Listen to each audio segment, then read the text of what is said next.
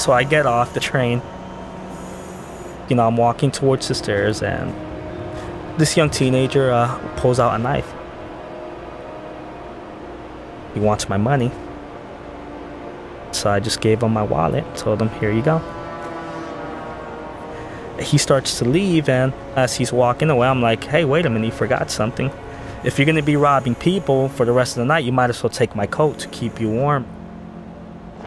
So, you know, he's looking at me like, what's going on here, you know? And he asked me, well, why are you doing this? And I'm like, well, I don't know, man. If you're willing to risk your freedom for a few dollars, then I guess you must really need the money.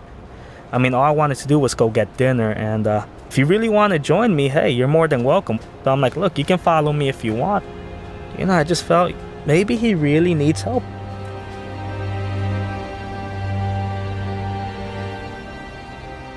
So, you know, we go into the diner where I normally eat. We sit down in the booth, and the manager comes by, the dishwashers come by, the waiters come by to say hi, you know. So the kid was like, man, but you know everybody here. Do you own this place? I'm like, no, I just eat here a lot.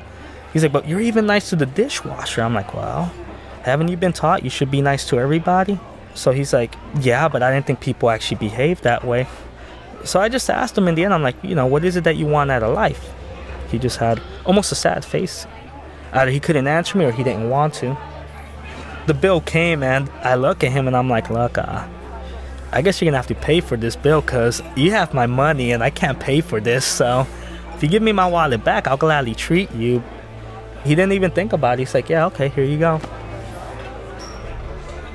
So I got my wallet back, and I gave him $20 for it. You know, I figure maybe it'll help him, I don't know.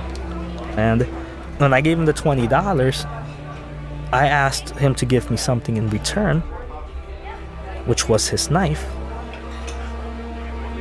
And he gave it to me. You know, it's funny because when I told my mom about what happened, you know, no mom wants to hear this, but with her, she was like, well, you know, you're the type of kid that always someone asked you for the time, you gave them your watch. I don't know, I figure, you know, you treat people right, you can only hope that they treat you right. It's as simple as it gets in this complicated world.